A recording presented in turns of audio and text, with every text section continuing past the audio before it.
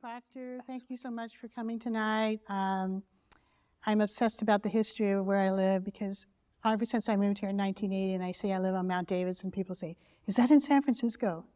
And I say, yeah, it's the highest hill and it has a cross on it. And they say, you mean that big red and white tower? I said, no. And then, as I'll tell you later, I'd say, I live by Tower Market. Oh, I know where Tower Market is. So Tower Market was the most famous icon for the top of the hill. But I love San Francisco, and I felt so lucky to live on the slopes of this hill that I wrote a book about it. And when I went to Arcadia about doing a book about Mount Davidson Park and Miraloma Park, they said, where is that? So I had to expand the scope to be the West of Twin Peaks District, which turns out they're all related. The builders and developers of the neighborhoods on the slopes of Mount Davidson were all involved in building this cross. Uh-oh, the runway. There we go. So I can see this monument of steel and concrete at the summit from my living room. I thought that was really amazing. I can't see Coit Tower or Golden Gate Bridge, but I could see the top of the highest hill. And it was once lit by Coit Tower and built at the same time during the Great Depression. And it's an icon of San Francisco history for a lot of people that live in the area. How many of you have been on Mount Davidson? Okay, so you know what we're talking about? All right, good. At 925 feet, it's the highest of San Francisco's 43 hills. And I learned that San Francisco is the second hilliest city in the world. And do you know what the hilliest city is? Anyone have any idea? La Paz, Bolivia. I've never been there, but according to Spur, and they're the experts on everything, they said that. So.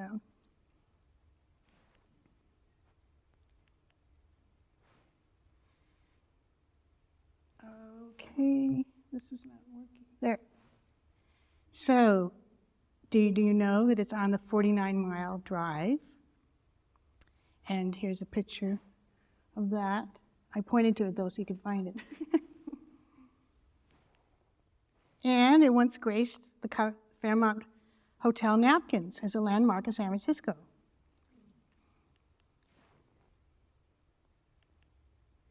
This is the tourist and political view of San Francisco. Everything is downtown.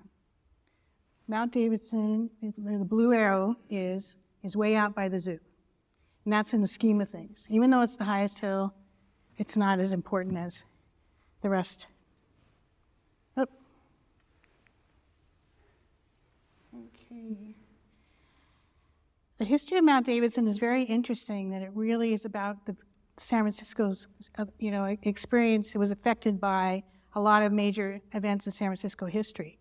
So the hill, the look of it has been shaped by major events, and it's been owned and lived on by many of those holding the city's highest office. So Don Jose Noe, the last Hispanic alcalde of San Francisco before it was taken over by the Americans, was the first owner as part of a 4,000-acre land grant by the governor of Mexico in 1846. And so I'm pointing to, you can see the land grant area, San Miguel Rancho it's called, and Noe Valley is named for him.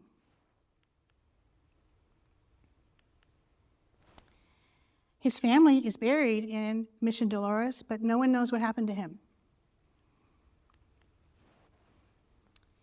So the boundaries of the West of Twin Peaks District somewhat mirror the boundaries of the old Rancho. Once the Americans came and took California and other states away from Mexico in the war, a lot of these land grants ended up in the hands of Americans, including the fourth mayor of San Francisco and the founder of the Bank of California, C.K. Garrison, purchased the rancho in 1855. Francois Piochet and his partner Julius Bayrak owned the rancho, making a fortune selling goods during the gold rush. And I think even in this map, you can see their names are under, it says San Miguel Hills, and then below it has their names. They built the first railroad in California from Placerville to Folsom in 1856, and also San Francisco's first, I guess, electric rail line, that the San Francisco-San Jose Railway that brought people to their land and that they were trying to promote. So, and also they built Corbett Avenue, which was the first road over the Twin Peaks. The fourth mayor, let's see here, Mayor Adolph Sutro bought a large portion of the rancho in 1881. With the money he made building a 7-mile-long tunnel through another Mount Davidson in Virginia City, above Virginia City. The Comstock Lode was in Mount Davidson. And people have gotten it confused, and they've said, where's the the silver mine in Mount Davidson? I said, not here. Leland Stanford invested in the east side of the hill with the idea of building a subdivision called Stanford Heights. He planned to extend 29th Street and other streets in the Mission all the way to the top of Mount Davidson. So there was going to be a gridded street layout rather than the curvilinear that you see now. But all he got was a reservoir named Stanford Heights Reservoir. And I was wondering, why is that reservoir in Marilima Park called Stanford Heights Reservoir? Well, that's a little, history there. Let's see here. Sutro willed his 1,200 acres of the west side of east side of Mount Davidson, west side of Mount Davidson, and other land to an educational trust. But this developer named A.S. Baldwin convinced his heirs it was valuable land and they should contest the will.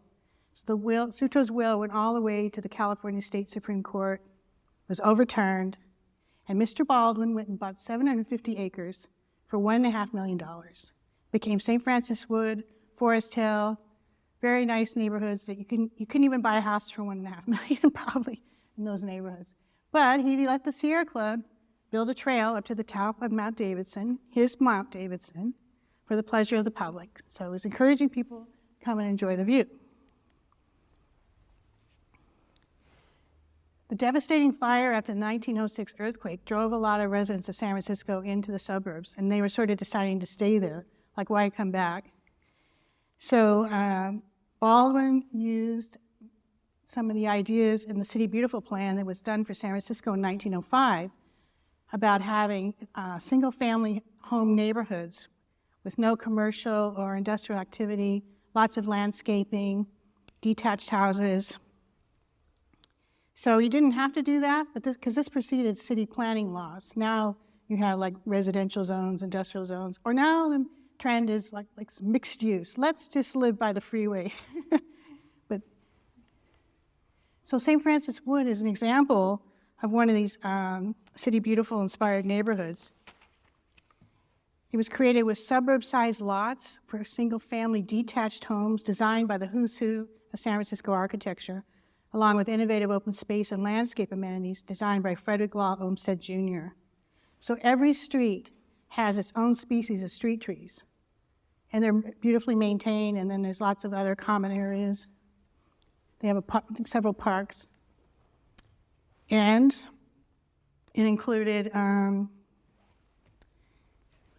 lots of amenities like fountains, decorative entrances, and privately maintained. These amenities were all to be maintained by a homeowner association, not by the city, with walkways to public transportation, and utilities were undergrounded, even though they didn't have to. So this is part of what they call the outside lands, because the hills made it so difficult to get here before people had a car. So various attractions and events were created by developers, such as the sundial in the Ingleside Terraces, dedicated to opening the Panama Canal. No hyperbole there, But like Sutro, Baldwin didn't make his fortune until he got a tunnel.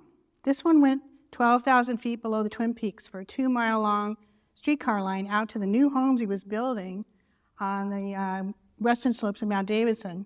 And he said it would allow for housing for 400,000 more people. So here is Westwood Park with the landscape median, very prominent on the left, and then heading up the hills, another neighborhood called Westwood Highlands. And so you can see a lot of trees have been cut down as they make their way up the hill. Mount Davidson was named for George Davidson in 1911, another person everyone knows, right? Very famous. At the urging of the Sierra Club, because he was one of the club's founders. He was a renowned surveyor. He surveyed Alaska, planned a route for the Panama Canal. He defined the eastern boundary of California. And he served many years as president of the California Academy of Sciences. Oh. There. My book mistakenly says that Mount Davidson was originally called Blue Mountain. But for years, I've looked for a map that shows Blue Mountain being not being next to Laguna Hanna Reservoir. And as it turns out, Mount Davidson was just no name before it was Mount Davidson. And Blue Mountain was renamed from Mount Sutro after Adolf Sutro. So that's a little urban myth I'm trying to clear up here. But this article from 1923 could be true today. Mount Davidson, unknown to San Francisco citizens. It was unknown until a guy named James Decatur took a hike there and wrote a story about it. I love his language, so bear with me. As the group found themselves deeper into the wood, the peace and quiet were so profound that it seemed almost unbelievable that the noise and roar of a great city was only a few minutes behind them. The solitude of the forest conveyed a sense of vastness quite as real as one would experience among the age-old monarchs of the high Sierras. The undergrowth and flowers looked as if they might have been there for centuries.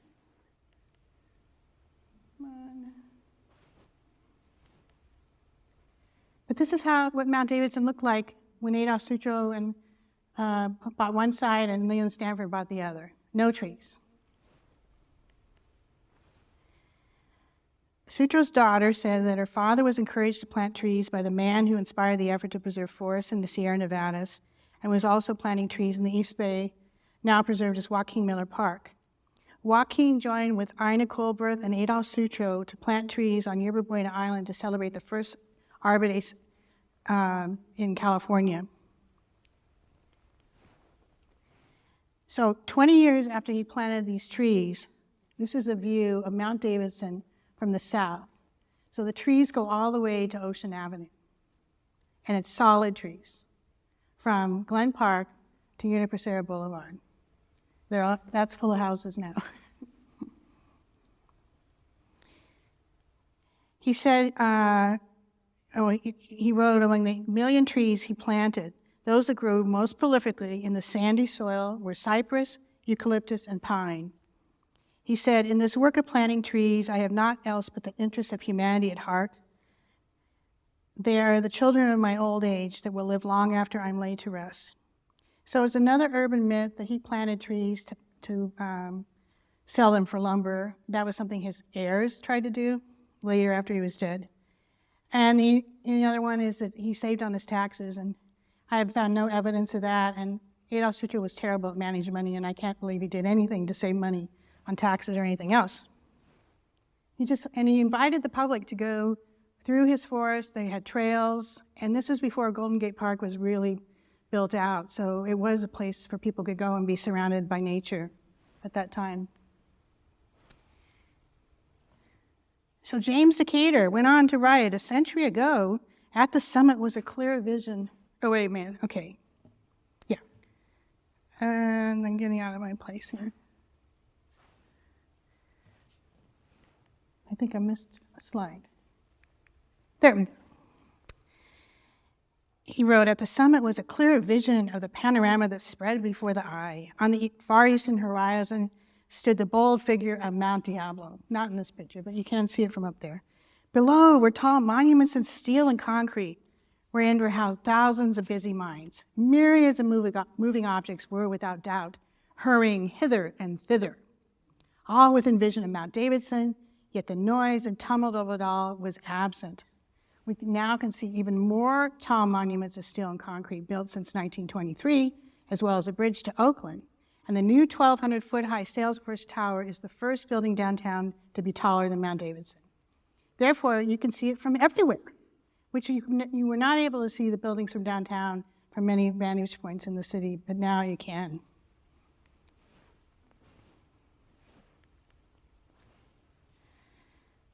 So James Decatur was so inspired by his hike at Mount Davidson in 1923, he asked the landowner, Mr. Baldwin, if he could hold an Easter sunrise event at the summit.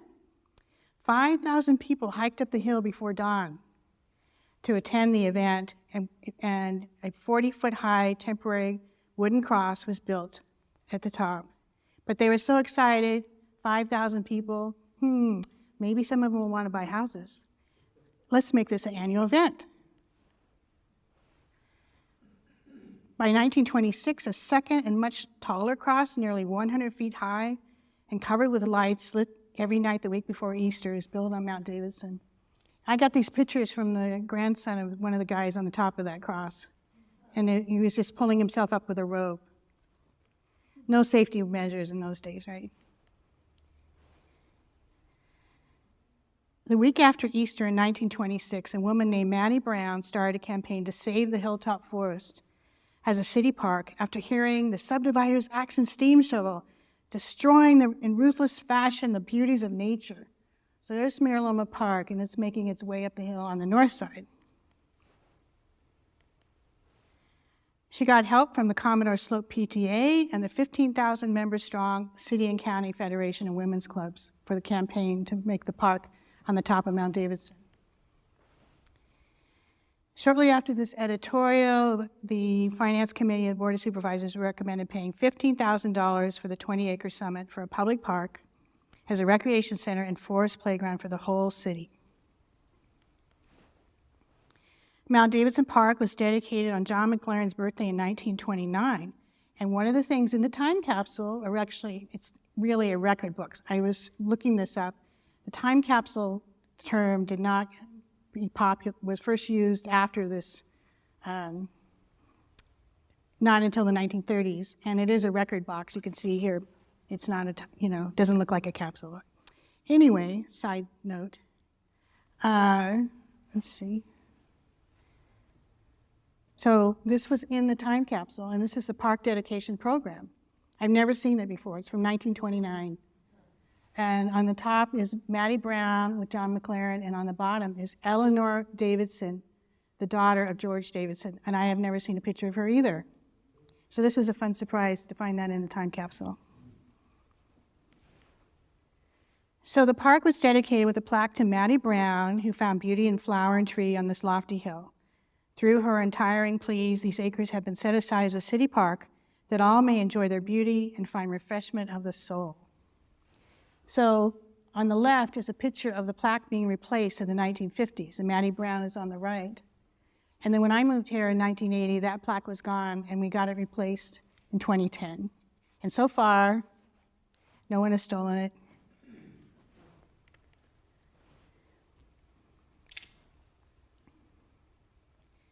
A third 80-foot-high stucco cross outlined with lights was constructed for the Easter event in 1929, and with increased popularity and attendance, the service was broadcast nationally by CBS Radio through the 1940s.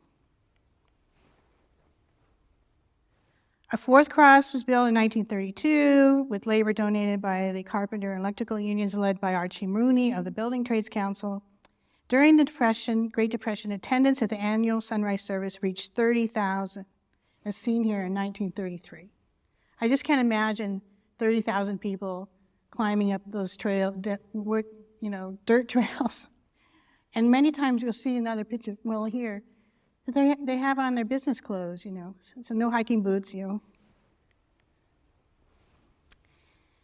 So James Decatur decides to form a committee with the developers and builders of the West Twin Peaks neighborhoods to raise private funds to build a fifth but permanent cross atop Mount Davidson. Miss Morgan, first woman elected to the Board of Supervisors, was also on the committee. And the residential development company donated 6 acres to the park so that the cross could be built in the park on its highest point. So now we're moving the cross from private land to public land, which will be an issue later on. And the team who built the city's tall skyscraper, the Russ Building, which you see on the left, was the tallest building on the West Coast for 50 years. Were enlisted to design this monument. It's the only monument they ever designed. I think they probably did it for free. Henry Bernier also was consulting engineer for the even taller Bank of America building built later, and he also worked on the Bay Bridge, which is one of the longest bridges in the world. The cross is a streamlined, modern design of reinforced concrete, the same material and vintage as Coit Tower. It's 10 feet wide at the base and tapers to 9 at the top. This picture was also found in the time capsule. I've never seen it. Here is the time capsule record box ceremony for the dedication of the cross on March 4th, 1934. So that tripod you see there is holding up the granite cover to the time capsule vault. And you see the Boy Scouts in front and James Decatur in the center.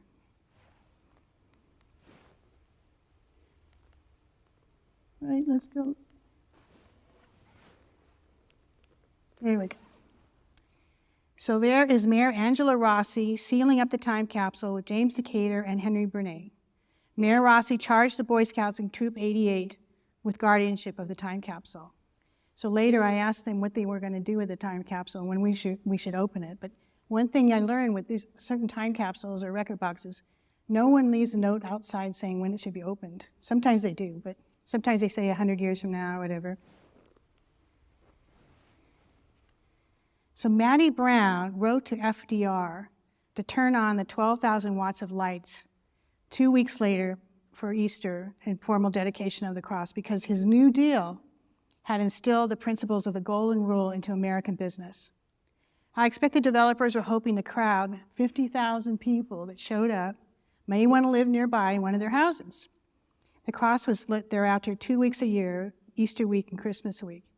And also, this is in the middle of the strike action that's going on in San Francisco during the Depression. In fact, they originally scheduled the waterfront strike for the day before this event. They got talked into postponing it and ended up having the big bloody strike in July. Working on this book during the chilly San Francisco summer and through one of the wettest winters on record, I noticed a sun-drenched theme in the history of these foggy, windswept neighborhoods on the west side of the city. We have a sundial dedicated to the opening of a canal in sunny Panama. We have a neighborhood called Sunnyside. We had a mayor at the time called Sunny, and we are home to an annual Easter sunrise event. The sun does come out sometimes, even if you could be in a convertible. 7 more acres were added to the park in 1941 on the treeless east side. Attendance at the annual Easter event reached 75,000, as seen here in 1943 during World War II.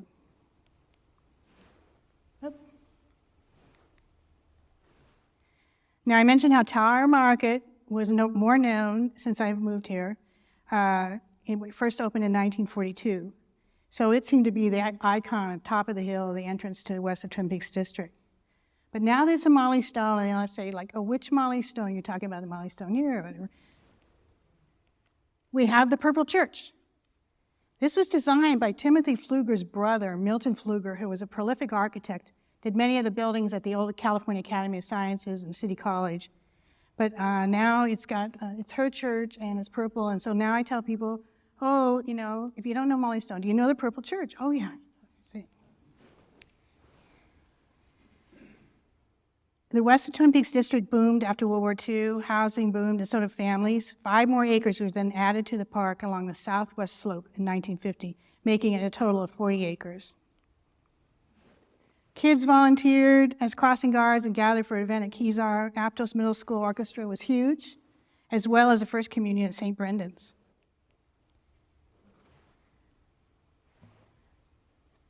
Missed something. Here we go. During the Korean War, a soldier heading there wrote about the lit cross being his last sight of home. This inspired a community effort to raise funds to light the cross full time. And there you see another huge attendance during the Korean War in 1952. This view of west of Twin Peaks shows how it was built out by 1970. And I have the arrow pointing to what's not built on, which is the park on Mount Davidson.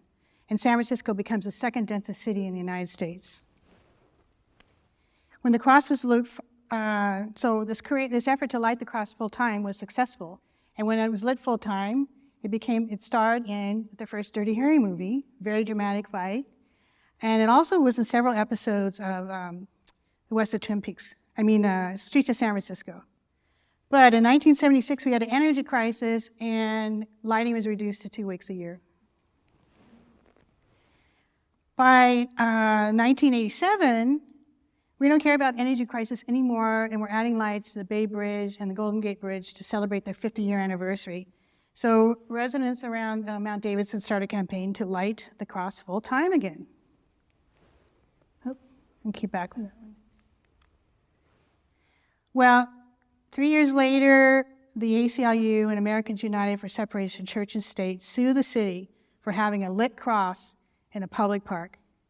Lighting was a lightning rod. The Prairie Brook Cross has never been legislated as being inappropriate for a park, and it's not lit. And I think that was the key thing. So lighting was reduced to just 2 hours before dawn on Easter for safety reasons, but the plaintiffs did not withdraw the lawsuit.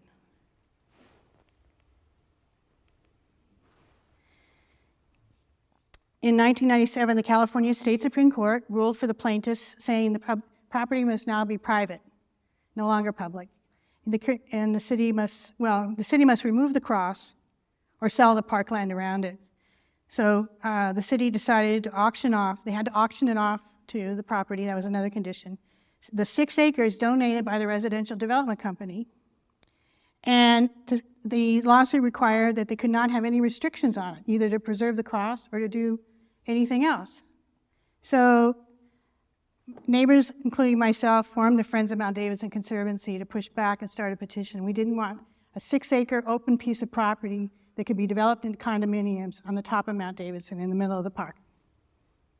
So we got a lot of signatures, and we were able to reduce it to 1/3 of an acre, and also got a conservation easement on it, which means that nothing can be built on it, can't be fenced. It has to be, open to the public, just like it. So it's still really a park. So it was auctioned off. A council of Armenian organizations in Northern California was organized specifically to bid on the cross as a memorial to the victims of the Armenian genocide. And they were the only bidders. They got, the minimum bid was $25,000, they bid $26,000. Selling parkland requires approval of the voters. It was on the ballot in November 1997, and it was approved. The lights were also required to be removed from the site by the plaintiffs, and lighting was restricted to 2 nights a year. So the Armenians organization brings portable lighting to light on Christmas, Easter Eve, as well as on April 24th, the Armenian Genocide Remembrance Day. So history's in the making every day. In 1995, the city designated 1/4 of parks in San Francisco to be natural areas where native plants were to be cultivated and non-native plants were to be removed. So now there are plans to clear at least 1/3 of the forest and double the grassland area of Mount Davidson. This is the granite cornerstone. Now, we were confused about that because it's not on a corner, because it's right at the base of the cross. But there is no other corners on the whole cross pedestal. It's all round. So, and the documentation in the time capsule referred to it as a cornerstone. So this, and it says 1923, but it wasn't installed until 1934. So when I was talking, I told our Armenian group that, oh, you have a time capsule. When do you think you're going to open it? Oh, we don't want to be bothered, and it's too expensive, and what are we going to do with everything? And they said, well, shouldn't it be open, in 1934? Because then it's 100 years old. But I was convinced it said 1923 because it was commemorating the Easter sunrise service, which had happened 10 years up to that point. And all the other crosses had been temporary, and so there was no place to put a record box or, under a cornerstone. So this is the first concrete structure. So that was the top that was held up by that pedestal in the previous picture. So thanks to the Council of Armenian Organizations of Northern California, they organized an amazing event on April 1st of this year to open the time capsule. They got Mayor Breed there, and Lieutenant Governor, lots of dignitaries. I thought it was really cool. And since it's been politically incorrect, politicians don't want anything to do with Mount Davidson.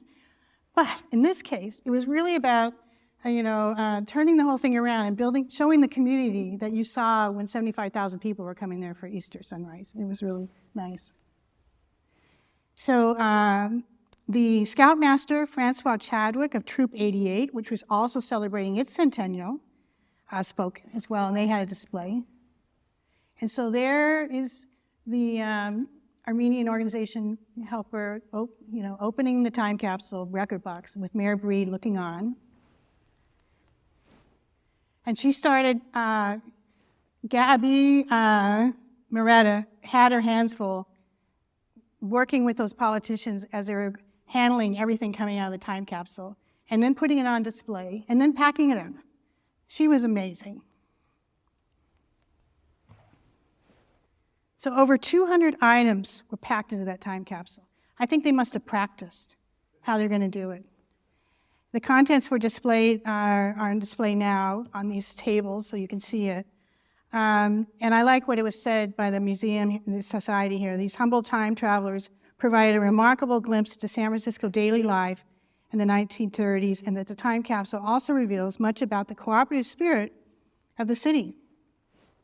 So here is a telephone directory from 1932, and here is one of 23 donation slips, along with nearly 100 business cards and 66 individual scraps of paper with names on it.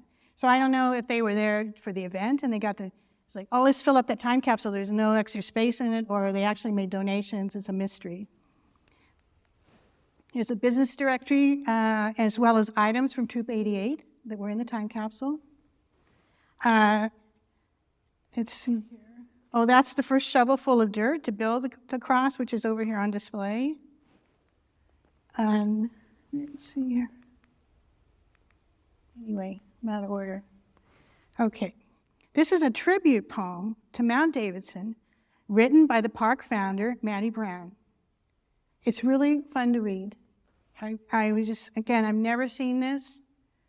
She had a big part in, I think, what was going to go in the time capsule, and she wanted the history of the park to be especially noted. She was also a state park commissioner.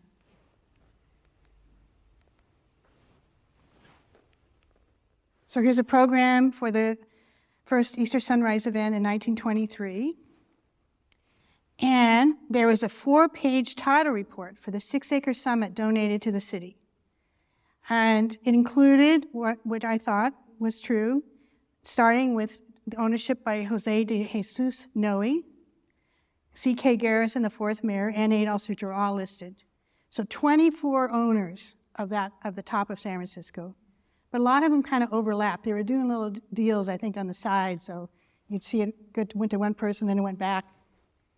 Oh, here's where I pointed out. Noe's at the top and Sutro, the other arrow.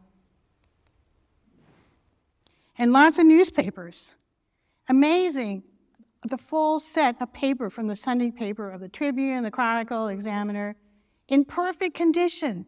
Not one little blemish. And you can see copies of them downstairs. But we got recreation, fashions. So San Francisco's no stranger to time capsules. They're all over the place. You know, the idea is to provide a later generation with a physical link to the past. And ancient tombs, sunken ships, even old landfalls can provide us with a peek of life in the past. But strictly speaking, they're not record boxes or time capsules because they weren't placed with the specific intention of future retrieval.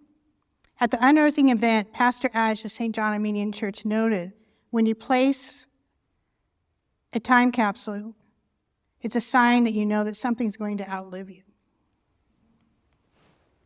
Here's some of the items that were going into the new time capsule. And here is Kim and Valina, who were the organizers of the time capsule event. And you can see the new shiny time capsule, which, by the way, this one here was done by Revere Metal Company, the descendants of Paul Revere's metal business from Boston. The Centennial Easter event on Mount Davidson was celebrated this year. 1923 was a banner year for monuments. The Hetch Hetchy Dam was completed. Steinhardt Aquarium was opened. And the Hollywood land sign went up in Southern California. Mount Davidson Park and Monument are here today because of the altruism of individual San Franciscans who had selfless concern for the welfare and happiness of others. Adolf Sutro sought to beautify it by planting trees. James Decatur was so uplifted by his hike through Sutro's forest to the summit that he led an effort to organize an annual Easter sunrise event that brought comfort to thousands of people during the dark days of the Great Depression and World War II. Mattie Brown's likely attendance at that event inspired her to start a campaign to preserve Sutro's forest as a public park. The Armenian community generously came forward to preserve the site in perpetuity as a memorial to the horrific genocide that happened in 1915. A century later, we have a forested park in the middle of the second densest city in the United States, surrounding a symbol of hope and the golden rule to nurture the souls of San Franciscans, as well as a time capsule to discover and replace. So my book originally focused on the famous people and events with ties to this part of the city, but I found the stories of everyday people living here illustrate the city's history. They and their families lived the history in the making, from the gold rush to 1906 earthquake, through the Great Depression, World War II, the Summer of Love, Earth Day, and more. Not only did they live San Francisco's history, they made it in their own quiet way. This book is a tribute to the unsung heroes, which if you go through it, you'll see it's very personalized with different individual families. I think they make San Francisco what it is, a place where people can dare to dream and work to make them come true. So thank you for coming to hear my obsessive talk about Mount Davidson, because I just began collecting any little piece of information just to show that it's here and, you know, what's happened and why was this a city icon, you know, to be on a Fairmont Hotel napkin, and then it sort of went into this dark period where we're not going to talk about it, you know, it's not a civic place anymore, you know. But I'm grateful to the Council of Armenian Organizations to have brought it together to be a community place once again. So I have books for sale to support the society if you care to get interest or look at it. And I think I'm done now. And how did I do? Okay, answer your questions.